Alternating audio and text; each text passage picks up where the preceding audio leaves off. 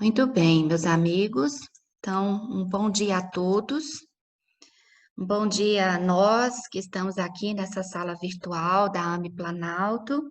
Um bom dia também aos nossos amigos internautas que nos acompanham em nossos estudos. Hoje nós estamos no quarto sábado do mês e a data de hoje ela é alusiva aos estudos de André Luiz. André Luiz é um tema importante para todos nós das AMEs, porque ele vai trazer para nós é, um, um espírito que foi médico na Terra, enquanto da sua última encarnação. Então, ele vai trazer para nós, é, dentro da temática médico-espírita, notícias do plano espiritual, onde nós poderemos avaliar também no contexto científico, né? Não só apenas doutrinário, nem religioso, mas também o contexto científico. Então, todos os últimos sábados de cada mês, nós temos então como intuito fazer os estudos da obra. E nós estamos nos atendo ao estudo do livro Nosso Lar, que é o primeiro livro da coleção. São 13 livros e ao longo das nossas várias reuniões que nós teremos, nós vamos fazer estes estudos, trazendo temas importantes dentro da temática de André Luiz. Na manhã de hoje, nós nos propusemos a estudar o capítulo 48 do livro Nosso Lar, intitulado Culto Familiar. Para quem já leu a obra de André Luiz, no caso do livro Nosso Lar, nós vamos ver que André Luiz, ao chegar no plano espiritual, depois de passar um longo período nas zonas umbralinas, ele foi recebido, né, quando adentrou a colônia Nosso Lar, foi recebido no lar, depois de ter saído da área hospitalar, onde ele se recuperou, foi recebido no lar de Dona Laura, né? E lá no lar de Dona Laura, ele travou uma grande amizade com ela, com seus filhos, que estavam então dividindo com ela a mesma casa no plano espiritual. E ao longo do livro, nós vamos ver que André Luiz aprendeu muitos conceitos interessantes, novidades para ele, e assim para nós também, né? Quando vamos estudar então a obra, da vida que continua após a morte, ou seja, a consciência sobrevive após o desencarne da criatura. E ele vive uma realidade interessante, bem materializada, né, no sentido de que nós sabemos que o plano espiritual, ele é substancializado, então ele também é material. E ele vai aprender inúmeros conceitos durante essa estadia na colônia Nosso Lar, dentro da casa de Dona Laura. E depois que ele passa um tempo por lá, ele vai ser admitido nas câmaras de retificação, onde ele vai aprender a trabalhar o conhecimento da vivência das criaturas que chegam no plano espiritual. E logo, finalizando então esta obra, ele recebe então um comunicado de que Dona Laura voltaria ao plano material, ela faria sua reencarnação, juntamente, futuramente com seus filhos também, mas ela iria então encontrar com seu esposo Ricardo no plano material e dali em diante eles travariam uma nova família, né? Então, este capítulo vai nos falar a respeito do culto em que André Luiz participa, juntamente com Clarencio e outras 30 entidades que lá se reuniam, no preparo do reencarne de Dona Laura. E neste culto, como nós vamos ver durante o capítulo, é feito então uma prece, como nós fazemos aqui, na nossa vida diária, né? Algumas pessoas fazem um culto no lar, o evangelho no lar uma vez por semana, outras fazem mais vezes durante a semana.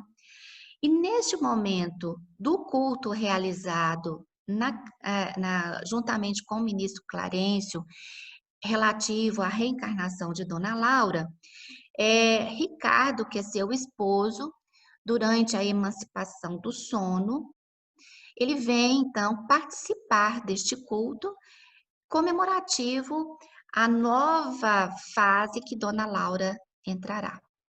Então, quando eu vi essa imagem, quando nós defrontamos com esta imagem que está na tela, nós estamos tendo uma ponte que liga o plano material ao plano espiritual e que vai nos lembrar do contínuo da vida. Vai nos lembrar de que a vida ela é uma só. Porém, estamos nós aqui encarnados, vários de nossos familiares e amigos já estando no plano espiritual, desencarnados, mas continuam uma vida plena, né? Então, essa ponte representa a ligação, o elo de ligação entre os dois planos, mas lembrando que o desenlace nada mais significa do que a permanência da criatura, da sua consciência, em outro plano de vida. Mas continuamos nas experiências. Então, é importante que a gente tenha isso em mente para nós não nos dispersarmos e acharmos que, para vários das pessoas que podem estar nos assistindo neste momento, de que com o desenlace corpóreo tudo termina. Não, tudo continua, né? Então, isso é importante para que nós possamos ter essa ideia.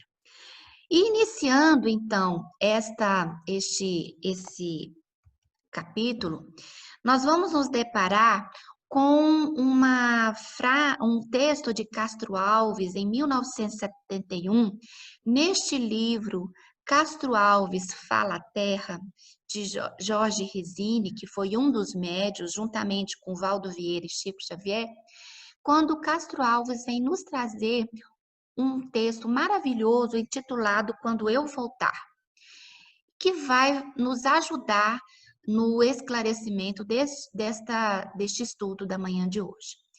Então, ele começa assim: quando eu voltar a ser doce criança, enchendo a casa de alvoroço e risos, colhendo rosas, cravos e narcisos, a palmilhar na terra o bom carreiro.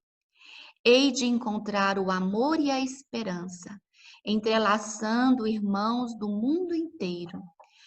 Quando eu voltar ao orbe velho e amigo, negro abismo dos erros e das dores, palco de lutas mil e mil temores, onde tanto sofri, mas amei tanto. Hei de trazer por Deus, junto comigo, o bálsamo que enxuga todo pranto, quando eu voltar ao orbe velho e amigo. Quando eu voltar a ter matéria nova, moldável cera, em santas mãos plasmada, eu crescerei, já palmilhando a estrada da verdade e do amor ao cristianismo. Hei de então, jovem, são, nesta áurea prova, triunfante, demonstrar que o Espiritismo é a doutrina do Cristo que se renova. Quando eu voltar à terra tenebrosa, em cujas trevas audaz, firme mergulho, hei de ensinar que é ignorância e orgulho, egoísmo, ódio, ciúme e crueldade. Mostrarei que tem prova dolorosa quem abusa da lei da liberdade, quando eu voltar à terra tenebrosa. Quando eu voltar a palmilhar a luz do Evangelho, e um novo mundo surgirá do velho, porque vivi nas asas da verdade. Numa das mãos trago o Esperanto, a união, na outra, o Espiritismo e a caridade, e o Evangelho a cantar no coração. Olha, meus amigos, quanto é belo este texto de Castro Alves, que vai nos trazer as esperanças e as verdades que vão se defrontar na frente daquele que vai palmilhar uma nova história. Pensando no que passou, nos erros que foram cometidos, nos equívocos que foram confiados a este ser, mas que uma ponte, uma nova oportunidade se mostra. E Castro Alves traz neste texto uma belíssima assertiva de que o amor, o cristianismo, as oportunidades, a superação das provas dolorosas, a lei de liberdade e progresso que Kardec nos traz dentro da motivação para a criatura seguir em frente na sua trajetória, e principalmente o quanto a luz do Evangelho surgirá num velho mundo interior, trazendo, além da esperança, além do amor, novas oportunidades de reconstrução, novas oportunidades para o autodescobrimento que cada espírito traz internamente dentro de si, e principalmente o quanto que esse autodescobrimento, optando a criatura por novos caminhos, caminhos que vão trazer frente a cada história nova que se reinicia, o quanto crescimento ele traz para a criatura. Então, Castro Alves trazendo o Esperanto, trazendo a união da criatura, juntamente com as verdades evangélicas, trazendo juntamente a doutrina espírita, aos conceitos de espiritualidade, a caridade, o quanto que ele reúne um novo modo de ver quando ele voltar à Terra. E pode ser que a criatura já esteja entre nós não sabemos, porque cada história é diferente e cada história traz em si novas oportunidades de reconcílio para com a divindade, de reconcílio com o orbe que o abriga e o reconcílio interior. Então, nós devemos observar o quanto é importante este momento para aquele que volta, para aquele que traz novas esperanças de uma nova história, como diz Chico Xavier, fazer um novo final. Então, isto é que é importante. E pensando exatamente nessas questões, quando nós vemos então esta oportunidade de que a criatura, mesmo estando encarnada, pelo o espaçamento que ele vai dar durante o sono físico, em estar com os seus, pela lei de sintonia e afinidade, que Kardec nos traz tão bem em O Livro dos Espíritos, em O Evangelho segundo o Espiritismo, quando nós podemos voltar a encontrar todos os dias com aqueles que nos são afins, nós vamos então passar para os fundamentos doutrinários que nós estudaremos na manhã de hoje. Então, nós vamos falar um pouquinho sobre a emancipação da alma, sobre a neurofisiologia do sono, trazer pequenos chamamentos neste quesito para nós sabermos como que as coisas acontecem, como o sono nos revitaliza o corpo, mas nos dá a oportunidade de nos encontrarmos pelo mecanismo de emancipação do corpo físico, né, da alma ao corpo físico. Falaremos também sobre o culto no lar e um pouquinho da psicologia da gratidão em seu aspecto médico espírita. Em O Livro dos Espíritos, no capítulo 8, que traz o contexto da emancipação da alma, Kardec perguntando então aos espíritos da codificação como acontecem esses processos, ele vai trazer para nós o seguinte, na pergunta 400. O espírito encarnado permanece de bom grado no seu envoltório corporal? Olha o que os espíritos vão responder. É como se perguntasse se ao encarcerado agrada o cárcere. O espírito encarnado aspira constantemente à sua libertação e tanto mais deseja ver-se livre do seu invólucro, quanto mais grosseiro é este. Ou seja, quando nós estamos encarnados e tendo a oportunidade de emanciparmos do nosso corpo físico durante o sono corporal, para muitos, é, para muitas criaturas que estão encarnadas em várias possibilidades dentro desta nova oportunidade de estar integrada ao corpo físico, nós vamos ver que o processo reencarnatório no planeta Terra, enquanto mundo de prova e expiação, para muitos é uma escola, para muitos é uma fonte de aprendizado no dia a dia, no seu ir e vir, no seu ir e vir para o seu trabalho, no seu ir e vir para as áreas de estudo, no seu ir e vir dentro da sua casa, no relacionamento com seus familiares. Mas para muitos é um hospital, onde as criaturas internadas aqui, estando internadas de uma maneira pontiforme, para que o aprendizado seja realmente efetivo, nós vamos ver que esse trânsito livre, ele fica um pouco mais dificultado, porque ele tem que estar, neste momento, adequado a uma escola onde, estando internado, é necessário o aprendizado. É necessário que aquela experiência seja, no fim, traduzida como um aprendizado para o espírito. E para muitos estarem internados, estarão presos ao envoltório corporal em doenças que muitas vezes essa vida de relação, ela é quase que impossível no dia a dia. Então, para esses espíritos que estão insulados dentro do corpo, e aí nós vamos trazer como exemplo os nossos pacientes que têm paralisia cerebral, aqueles que estão num coma vegetativo.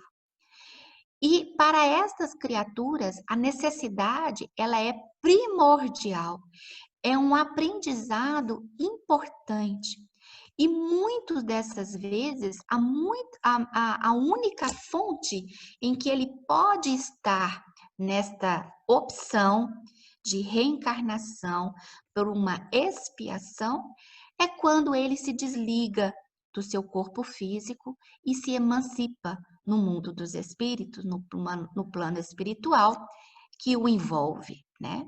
Então, quando Kardec recebe essa orientação, em que muitas vezes, se o encarcerado agrada estar no cárcere, é a isso que nós nos colocamos, é a isso que nós nos remetemos. Então, o espírito encarnado sempre, em qualquer uma das situações, ele vai sempre aspirar pela sua libertação. E principalmente onde, durante esse processo, ele vai encontrar com seus entes queridos pela lei de sintonia e de afinidade. E Kardec continua na pergunta 401. Durante o sono, a alma repousa como o corpo? Olhem a resposta interessante. Não, o espírito jamais está inativo.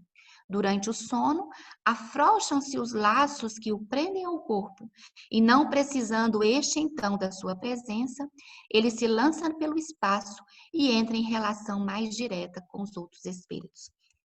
E aqui nós temos um exemplo de um paciente nosso em que, após ter feito várias paradas cardíacas, cardiorrespiratórias após um afogamento na piscina da sua casa, uma criança de 6 para 7 anos, ele então entrou, por conta desses períodos de anóxia, né, de falta de oxigenação cerebral, no processo da paralisia cerebral e, consequentemente, entrou numa vida extremamente afixada para quem está vendo apenas o corpo físico, dentro de um momento em que ele não conversa, em que ele não tem uma relação normal com seus entes queridos, né, por conta da paralisia cerebral. E um dia a mãe dele comentando comigo que estava tendo vários sonos, sonhos, né, em que acordava durante a noite lembrando do abraço que o filho dela vinha em direção a ela, correndo, abraçá-la, trazendo então aquele conforto para aquela mãe de que, apesar dele estar recluso em um corpo, durante o sono ela tinha a total noção e o total sentimento de que aquela criança corria em direção a ela, abraçando-a. E isso trazia para essa mãe um conforto imenso para o seu espírito.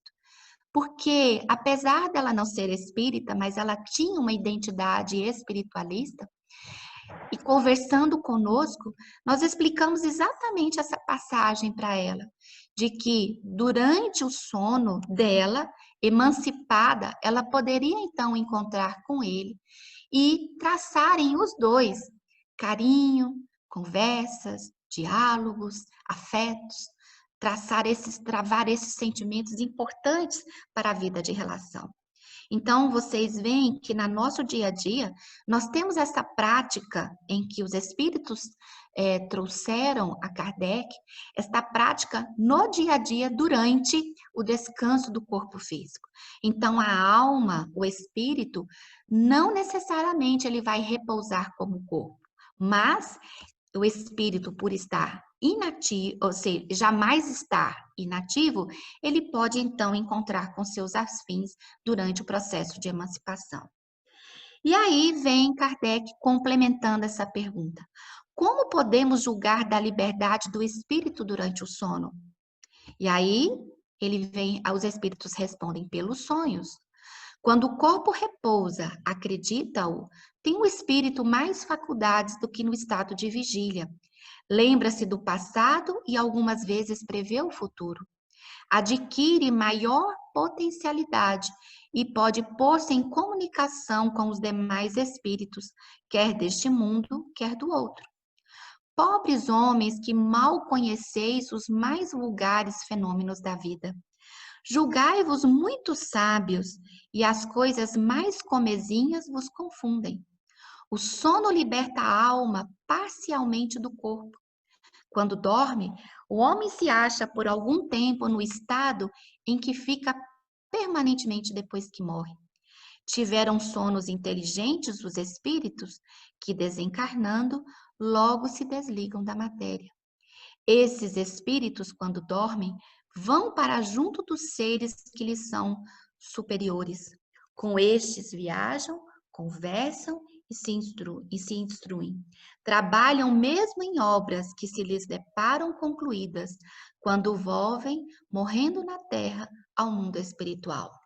Olha então, meus amigos, o quanto é importante este momento em que muitos de nós desprezamos, em que muitos de nós não sabemos o que realmente ocorre. Por isso que os espíritos comentam então com Kardec, né? Julgai-vos muito sábios e as coisas mais comezinhas vos confundem.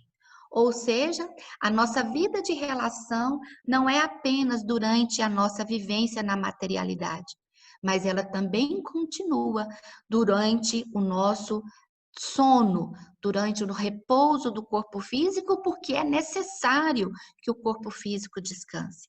Mas também é extremamente necessário que o espírito se liberte para poder travar a sua vida de relação com as criaturas com que ele se afiniza e com que ele se sintoniza. E os espíritos continuam, então, na resposta desta pergunta 402. Numa palavra, o sono influi mais do que supondes na vossa vida. Graças ao sono, os espíritos encarnados estão sempre em relação com o mundo dos espíritos. Por isso é que os espíritos superiores assentem sem grande repugnância em encarnar entre vós. Quis Deus que, tendo de estar em contato com o vício, pudessem eles ir retemperar-se na fonte do bem, a fim de que igualmente não falirem quando se propõem a instruir os outros. O sono é a porta que Deus lhes abriu para que possam ir ter com seus amigos do céu. É o recreio depois do trabalho, enquanto esperam a grande libertação, a libertação final, que os restituirá ao meio que lhes é próprio. Então, importantíssimo, meus amigos, nos faz a necessidade de nos prepararmos para o sono. Uma leitura edificante, os recursos da prece, estarmos em um meio adequado para isso, estarmos de bem para conosco, como Santo Agostinho nos propõe em um final de O Livro dos Espíritos, em refletirmos aquilo que fizemos durante o dia e aquilo que poderá repercutir na nossa vivência diária a partir dessas reflexões e novas posturas no dia seguinte. Então, o sono, ele é um depositário, um repositário de novas propostas de vivência, não só naquele dia em que nós refletimos no que fizemos, mas principalmente para o dia seguinte, ao despertar, encontrando um corpo são a partir de uma mente sã. Então, importantíssimo que esse momento do preparo, ele seja por cada um de nós instituído da melhor maneira possível e de acordo com a criatura. Então, esse preparo não é igual para todos. Cada um tem o seu tempo, cada um tem o seu momento, mas ele é importante. Ele é o recreio depois do trabalho, enquanto espera a grande libertação que restituirá ao meio que lhes é próprio, né? Como diz aqui os espíritos da codificação. Avançando para a pergunta 405, Kardec então pergunta: acontece com frequência ver-se em sonho coisas que parecem um pressentimento, que afinal não se confirma? A que se deve atribuir isto? E olha só, pode suceder que tais pressentimentos venham a confirmar-se apenas para o espírito. Quer dizer que este viu aquilo que desejava, foi ao seu encontro. É preciso não esquecer que durante o sono, a alma está mais ou menos sob a influência da matéria e que, por conseguinte, nunca se liberta completamente de suas ideias terrenas, donde resulta que as preocupações do estado de vigília podem dar ao que se vê a aparência do que se deseja ou do que se teme. A isto é que, em verdade, cabe chamar-se efeito da imaginação. Sempre que uma ideia nos preocupa fortemente, tudo que vemos se nos mostra ligado a esta ideia.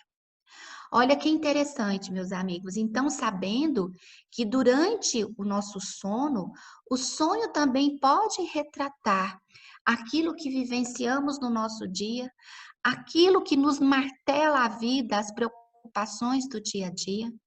E também, Jung, ao estudar estas possibilidades, a fazer a sua psicologia analítica, em que a Patrícia nos trouxe na semana passada, quando ela fez o seu estudo do ser inconsciente.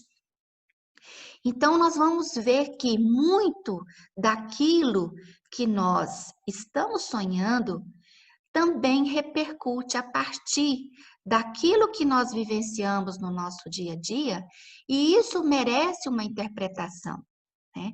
Então, Jung vem trazer, dentro dos seus estudos da psicologia analítica, que os sonhos também têm uma proposta e têm uma finalidade.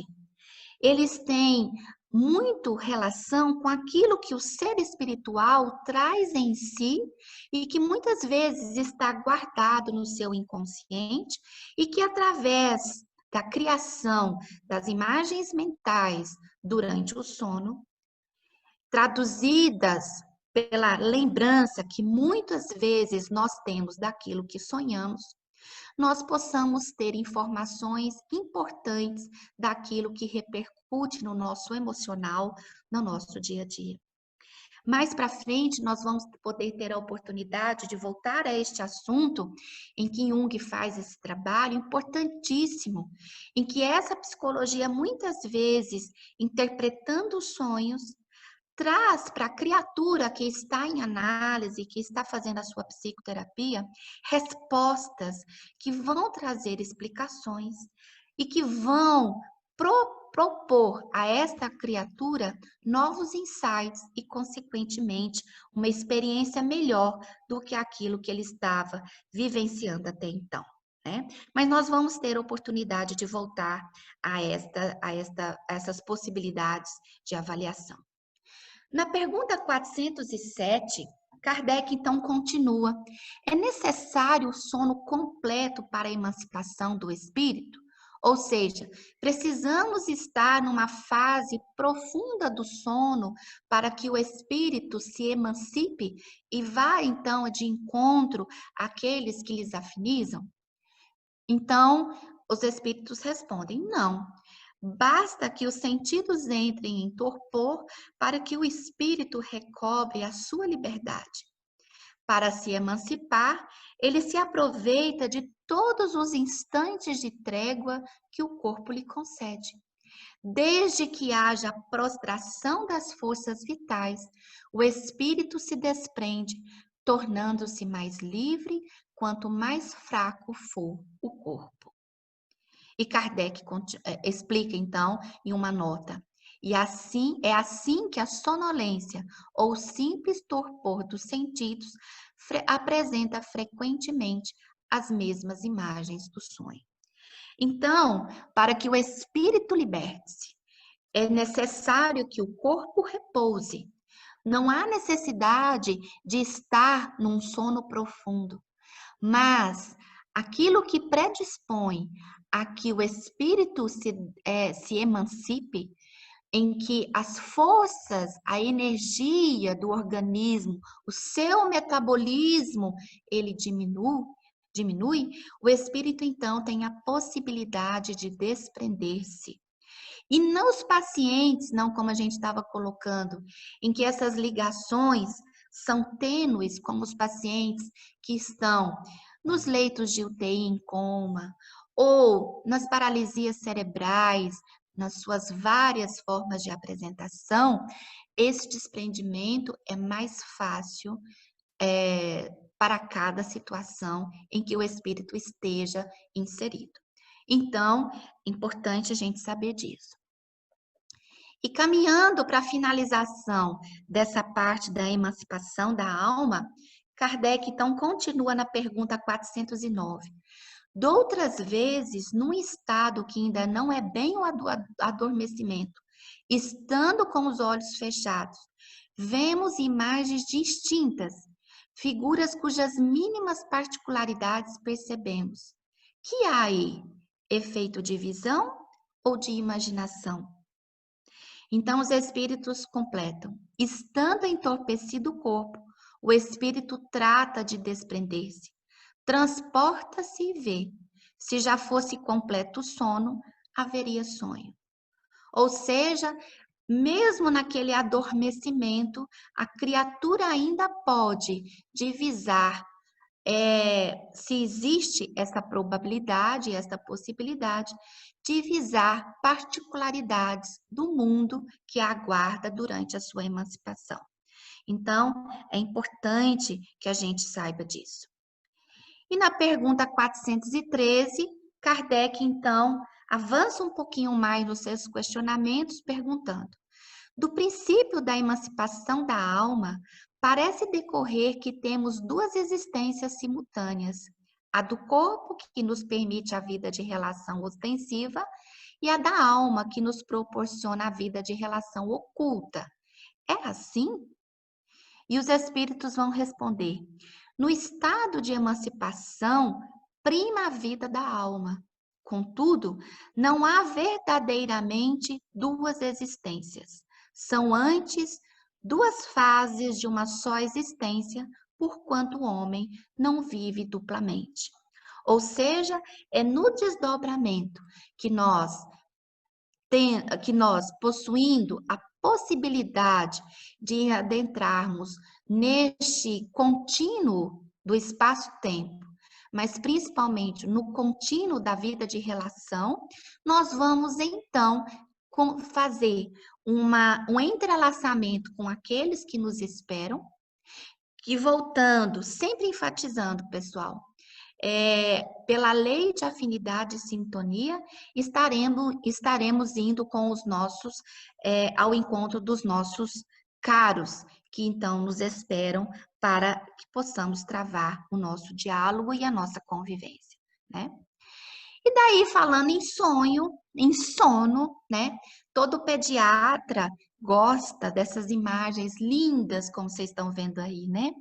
Então, para a gente poder entender um pouquinho do que acontece com o espírito durante esse processo de emancipação da alma, e muito provavelmente o esposo de Dona Laura, o Ricardo, para quem leu o capítulo, estava na sua fase infantil, né? E a criança, tendo esses laços do espírito, é, ligados, muitas vezes de uma forma tênua, porque o intercâmbio do mundo corporal e espiritual para a criança até os 7 anos é extremamente simples, né? Esse intercâmbio, porque o processo reencarnatório ainda está em fase de completude. Nós vamos estudar um pouquinho a questão do sono, né? Uma questão em que nós vamos ter a possibilidade de entendermos como é que isso se processa. Então, meus amigos, quando nós vamos então passar para esta fase agora de entendimento, como que isso se processa, nós vamos ver que o nosso sistema nervoso central, e aí lembrando do que a Patrícia trouxe na semana passada e que a Suzele também falou em relação ao capítulo do pensamento, que ela fez o estudo dela, nós vamos ver que nós vamos ter esta área inferior aqui do sistema nervoso central, traduzido pelo cerebelo, e essa parte inferior aqui da ponte, dentro do sistema nervoso central, ligado aos nossos automatismos, né? Essa parte superior, em que nós vamos ter o córtex motor, são vários neurônios espalhados por toda essa região cerebral, ligados então com os nossos sentimentos, emoções, e também tendo a possibilidade de vermos aqui o nosso córtex pré-frontal relacionado com os nossos sentimentos mais nobres, nós vamos ver que existe vários neurônios, várias células nervosas liberando para essas várias regiões do cérebro neurotransmissores que estarão relacionados com a atividade cerebral durante o descanso do corpo físico. Lembrando que quando nós estamos em sono, o nosso metabolismo corpóreo cai de 20 para 25 a 35%, fazendo com que os órgãos vitais sejam mantidos pelo sistema circulatório, trazendo a oxigenação para eles, para que o repouso seja pleno, né? E aí nós vamos ver nesta área aqui do sistema nervoso central que vários neurotransmissores são liberados, estimulando o córtex cerebral e outros freando esse córtex, né? E esse intercâmbio desses neurotransmissores, que nós vamos ver aqui, os neuromoduladores, que estão relacionados com cada uma dessas áreas estruturais do sistema nervoso central, como a dopamina, a serotonina, a noradrenalina, a histamina, o glutamato e outros neurotransmissores estão relacionados com o processo do sono. Então, quando nós dormimos, o nosso sistema nervoso central permanece em atividade. E, permanecendo em atividade, ele controla, além de controlar todo o nosso organismo, todas as funções vitais, ele também em atividade fará o registro nos nossos campos mentais daquilo que nós estamos sonhando. E falando em sonho, nós vamos ver que o sono, ele apresenta fases durante o descanso do corpo físico, né? Então, ele vai ser feito em ciclos. Cada ciclo se repete a cada 70 a 110 minutos. E nós vamos ter, por noite, 4 a 6 ciclos de sono, em que nós vamos ter dois tipos de sono: o sono sincronizado e o sono desincronizado. No sono sincronizado, que também é chamado de não REM, ou seja, que não possui o movimento rápido dos olhos, nós vamos dividir em 4 fases ou estágios: o adormecimento, em torno de 15 minutos, o sono leve, durante em torno de 20 minutos, o início do sono profundo, que dura em torno de 10 minutos, e o sono profundo, então, que vai passar em torno de 55 minutos. No sono em que ocorre o movimento rápido dos olhos, né, onde nós vamos ter a nossa musculatura totalmente descansada, em atonia, nós vamos ver que é a fase dos sonhos, onde ocorre, então, uma faxina geral da memória. Mas é claro que tudo isso acontece de pessoa para pessoa. Isso é feito, existe uma especialidade dentro da neurologia que estuda, né, a neurofisiologia do sono, para estudar os distúrbios do sono que muitas pessoas têm. Mas nós temos que levar nós temos que levar em conta a idade, o ritmo circadiano das secreções endócrinas, a temperatura ambiente, se a pessoa está usando medicação ou drogas e determinadas patologias. E, consequentemente, nós vamos ter, durante o período do sono, esses estudos traduzidos nos eletrocefalogramas, como nós estamos vendo aí, né? Então, para vocês terem uma ideia de quanto que o nosso cérebro trabalha para providenciar o descanso do corpo físico e, consequente, providenciar o descanso, então, do nosso corpo mental, né? Dentro do sistema nervoso central. Então, nós vamos ver várias atividades elétricas caracterizando cada uma dessas fases do sono que nós vimos aí. E essa fase do sono REM é que nós vamos ter, então, o descanso do corpo e principalmente a confecção dos sonhos, e muito provavelmente ao longo do tempo futuro, em que podemos correlacionar a emancipação da alma, nós vamos ver que provavelmente é nesta fase do sono profundo em que ocorrem os fenômenos de emancipação. Então, isso aí, a medicina muito provavelmente vai ter esse acesso mais à frente, não para agora, quando nós integrarmos realmente essas questões da espiritualidade e os estudos desses fenômenos na vida da criatura encarnada. Muito bem. Passando então, só para vocês, para quem leu o capítulo, né? Quando o Ricardo, então, envolvido um mecanismo parecendo uma bolha que o trouxe, então, o seu perispírito, né, em desdobramento para essa reunião no lar de Dona Laura, Ricardo, então, diz assim: ó, meus filhos, como é grande a bondade de Jesus que nos aureolou o culto doméstico do Evangelho com as supremas alegrias desta noite. Nesta sala, temos procurado juntos o caminho das esferas superiores. Muitas vezes, recebemos o pão espiritual da vida e é ainda aqui que nos reencontramos para o estímulo santo. Como sou feliz!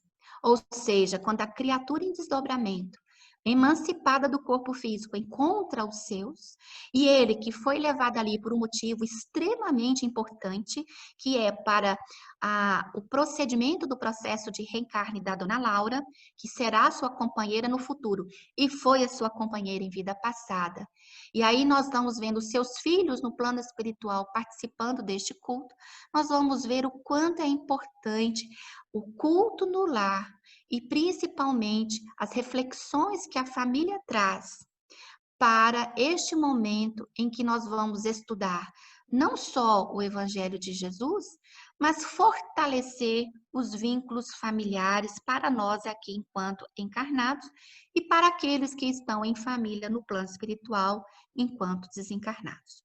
E aí nós avançamos para o culto no lar no sentido da gratidão que isso promove nas criaturas e o quanto que isso vai trazer as benesses para enfrentarmos as dificuldades e superarmos essas mesmas dificuldades no nosso dia a dia.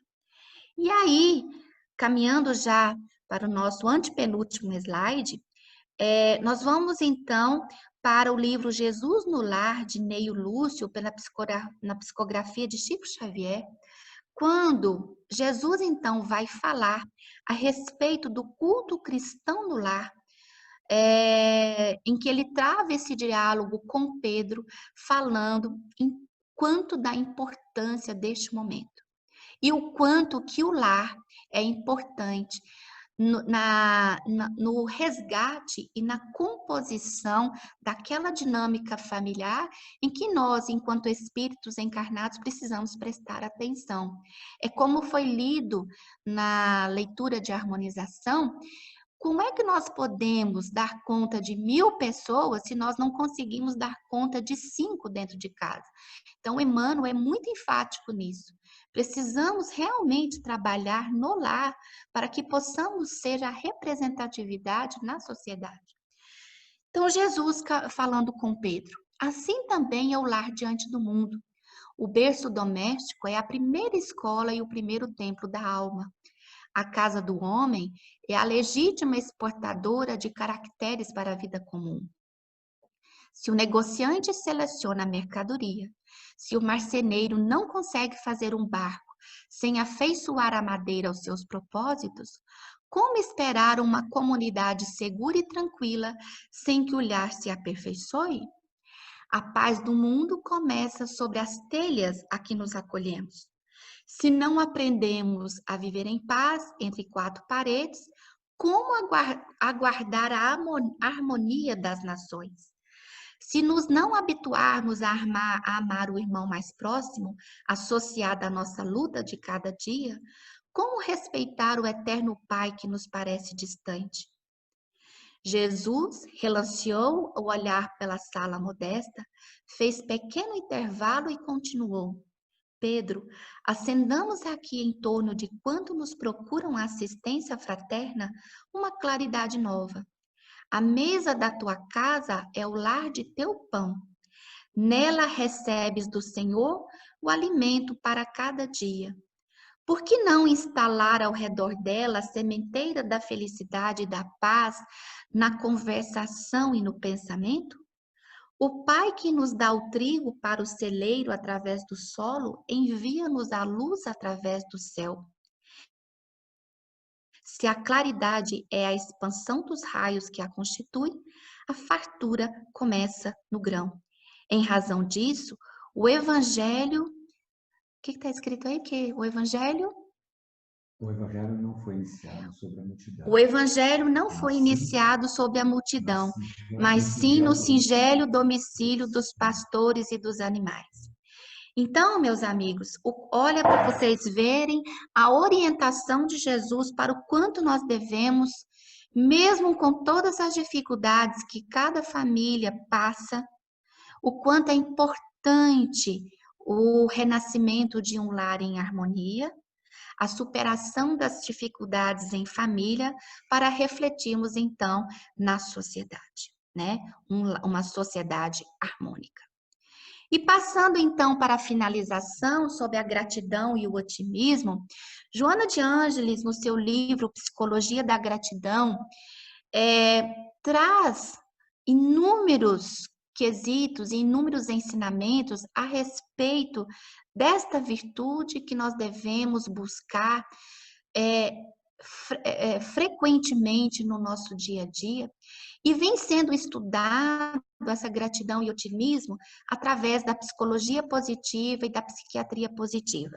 Esse livro do nosso amigo Leonardo Machado vai nos situar exatamente neste ponto, enquanto que a ciência da felicidade na prática clínica pode ajudar em muitos tratamentos da psicoterapia, daquelas almas que estão em sofrimento, daquelas criaturas que estão em desarmonia, o quanto isso pode colaborar para a melhoria da criatura. Então, a gratidão, que é um termo originado das palavras gratia, que é favor, e gratus, significando agradável, agradecido, nos remonta a significativa associação à gentileza, à doação e à generosidade. Está intimamente associado à constituição do comportamento e dos relacionamentos humanos, fundamentando desta maneira seu estudo pela psicologia para fins de desenvolvimento e das técnicas psicoterapêuticas. A psicologia positiva, para ela, a gratidão é um dos principais modos de aumentarmos as nossas emoções positivas que se vinculam ao passado, influenciando também nossas visões acerca do presente e do futuro. E eles continuam, o Leonardo, né, e o autor, que nós vamos ver posteriormente, dizendo, é amplamente estudada, então, pela neurociência. A aplicação de valores relativos à gratidão em terapias convencionais, tais como a terapia cognitiva, para que se aumente a eficácia do tratamento contra afecções psiquiátricas, estimulando emoções positivas, motivações sociais de reciprocidade, empatia cognitiva, sensação de diminuição do estresse e relações afetivas duradouras. Ou seja, a criatura, então, passa pelo aprendizado de como podemos adquirir essa melhoria das nossas emoções, trazendo para a criatura efeitos positivos de reconquista da sua saúde. E ele vem colocando: as intervenções e acompanhamentos de casos têm indicado que a sensação espontânea, não esperada de gratidão, assim como a sua prática intencional, aumentam a sensação de pertencimento e inclusão social, garantindo então uma melhor qualidade aos relacionamentos interpessoais, a uma melhor satisfação em relação à vida, a melhora da qualidade do sono, a resiliência perante as comorbidades e a diminuição dos níveis de estresse, burnout, depressão e inflamação. Ou seja, o quanto que um espírito, a criatura buscando melhorar no seu dia a dia esses sentimentos internos relacionados às emoções, o quanto que isso influi positivamente na sua vida física, não só de relação, mas também relacionado ao sistema imunológico. Nós vimos isso com a apresentação do Vicente, que nos trouxe, então, há 2 sábados atrás, as explicações de quanto o sistema imunológico da criatura, para os mecanismos de saúde e doença, o quanto que as emoções influem positivamente, e a gratidão e o otimismo é uma delas. Então, isso pode ser, dentro da psicologia positiva, avaliado em intensidade, frequência e densidade, porque são grandezas diretamente proporcionais, gratidão e otimismo. Ou seja, a gratidão, a criatura grata e otimista, ela vai trazer essas repercussões de uma maneira igualitária, porque uma pessoa grata, ela é otimista, ela vai ver que aquelas dificuldades podem ser superadas de uma maneira extremamente gradual, orgânica, sem afobação, sem aqueles automatismos que a gente está habituados no dia a dia.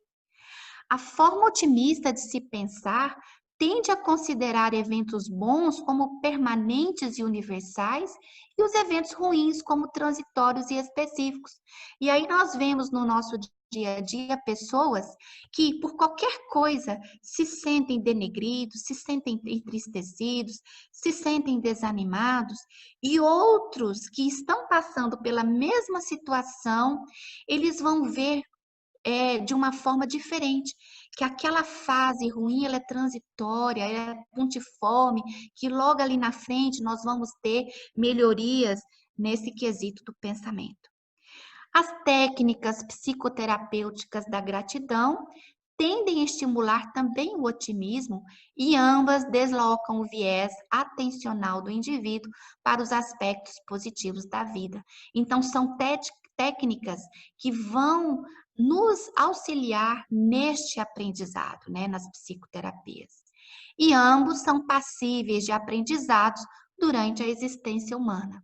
Né? Então, é importante que a gente tenha isso em mente, porque a gente pode aprender. A gente aprende tanta coisa que não é necessária, por que que nós, então, não poderíamos dedicar um pouco do nosso tempo para que nós possamos, então, aprender a sermos gratos, a sermos otimistas e superarmos as dificuldades? E aí, Joana de Ângeles, através de Divaldo, vai nos dizer: a gratidão é um sentimento mais profundo e significativo porque não se limita apenas ao ato da recompensa habitual. É mais grandioso porque traz satisfação e tem caráter psicoterapêutico. Todo aquele que é grato, que compreende o significado da gratidão real, goza de saúde física, emocional, psíquica, porque sente a alegria de viver, compartilha de todas as coisas, é membro atuante na organização social, é criativo e jubiloso. Então, meus amigos, finalizando então a nossa fala, nós trouxemos neste capítulo temas que são importantes para o nosso estudo do nosso dia a dia. Temas que são necessários para que nós possamos aprender a nos autoconhecermos, a sabermos que nós temos uma vida de relação enquanto dormimos, a sabermos que precisamos preparar o nosso sono com coisas que nos fazem bem. E mesmo que estivermos em momentos difíceis, aprendermos através da oração, conseguiremos trazer para a nossa vida, antes do nosso sono, momentos de paz, de harmonia, mesmo durante as intempéries.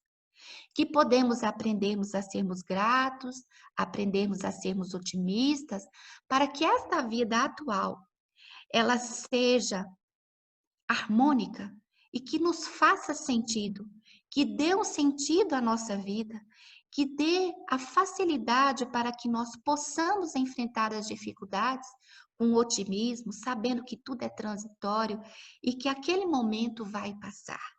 Como disse Maria, enviada por Celina, a Emmanuel, trazendo então uma fala a Chico Xavier quando estava passando por um momento difícil, que tudo passa, que tudo é transitório. E é isso. Agradeço a todos pela oportunidade de nós podermos fazer essa reflexão na manhã de hoje. Que Jesus nos abençoe e nos traga a oportunidade sempre de estarmos irmanados no seu Evangelho e principalmente de sermos gratos pela vida. Que Jesus nos abençoe e que nos guarde hoje e sempre. Que assim seja.